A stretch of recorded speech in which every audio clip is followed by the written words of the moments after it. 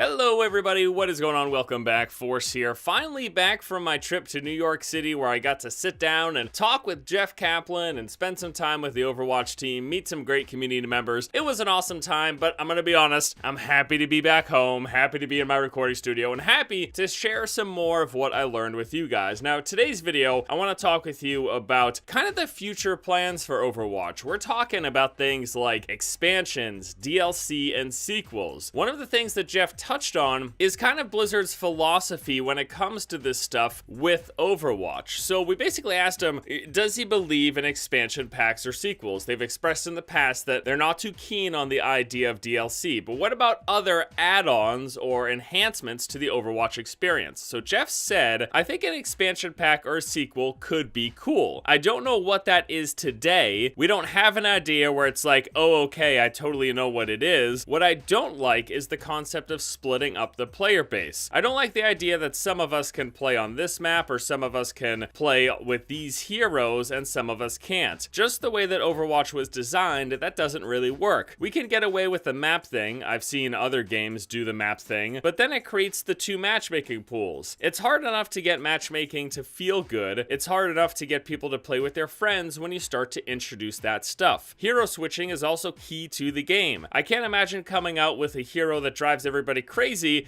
if somebody mains it and then that person not being able to switch off that hero. Or the opposite, where it's like, hey, we really need hero X, Y, or Z right now, and somebody's saying, I can't switch because I don't own that hero. That, I think, really strikes a chord with us as being wrong. So basically what Jeff is saying here is what they've done up until this point is what they plan to continue doing going forward. Now, there was another part of the day where he talked about this idea that they always have a lot of these cool ideas and this checklist of things that they would like to do and add and bring to the game. And it's only really due to the events doing well and to basically people purchasing loot boxes that allows them to continue to fund this development. Specifically, he said that we're always happy when Overwatch is doing well so that we continue to check things off of this list. And again, he's obviously talking about the financial side of things. Doing well means Overwatch selling more copies or people purchasing loot boxes. But this idea of them splitting up the player base, either by introducing paid for heroes or paid for maps or game modes, it's not something that's likely to happen. DLC in particular, they're shying away from because they're going with this funding through additional game sales as well as loot box sales for further development. And let's be real here, they've been on top of it. Every month there's been some sort of a major update or patch. Every other month we've basically seen a new event. Again, we're coming up on 6 events now with the anniversary one starting next week in a full year. So that's about an event every other month. I mean, the spacing was a little bit different than that, but nevertheless, these are all additions that they haven't directly charged for. Clearly, they've got their money from the game sales that they've had so far, which what are they, like nearing 25, 30 million or something? And they've got the money from the loot boxes, but they're not charging for the new maps directly. They're not charging for the new heroes directly. And this is what we're going to expect going forward. Now, he did say at the top of that quote that the idea of an expansion or a sequel, he thinks it's a cool one, which means he supports it as far as I'm concerned. So what would an expansion to Overwatch look like? We know what a sequel would be. It'd be Overwatch 2. Maybe they'd add new heroes or redesign heroes, be a complete overhaul. That's something that's probably 10, 15, 20 years down the road. But expansions, he's okay with the idea of an expansion. He thinks the idea of an expansion is cool.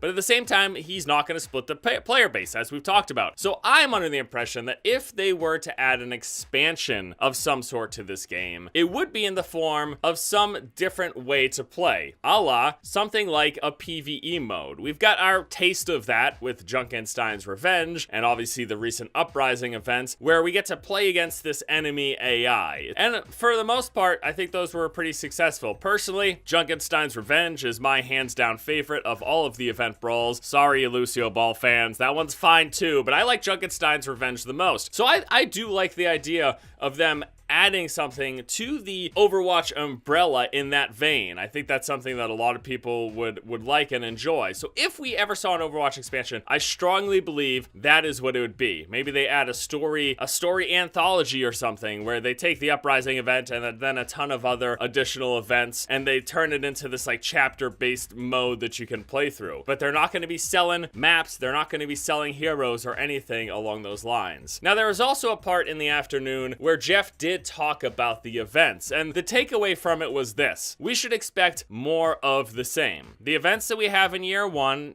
again coming up to 6 now, which makes one about every other month, they're not going to be adding a ton of them in between. He said that they made them to recur, and they plan to bring them back with maybe some tweaks. Maybe they add another skin and voice line or two, and maybe they slightly tweak the PvE, like maybe they slightly tweak Lucio Ball or add some stuff to Junkenstein's Revenge. But we can expect those things to come back. The real question in my mind is whether or not we'll get something like Uprising back next year at the same time, or if they're going to use that slot to introduce a new event. But let's not get in our heads that we're going to be getting a new event in between all of the events that we got in year one, because the impression that I got from Jeff was that that is not going to happen. He specifically said that year two is more about refining and improving the events that they have, building upon them, and not adding a ton of new ones, but that he's not going to rule new events off the table completely. So just keep that in mind. Keep your expectations in check, I guess. I'm happy to hear their future plans for adding new content are going to continue to be free updates with heroes and maps and game modes, make money through additional game sales, and then the purchase of loot boxes. And if they do something else, it'll be in a different direction. All right, everybody, that is going to do it for me here today. As always, I want to know what you guys think of the video. Please let me know your thoughts in the comment section below. Hope you have a good one, and until next time, I'll see you later.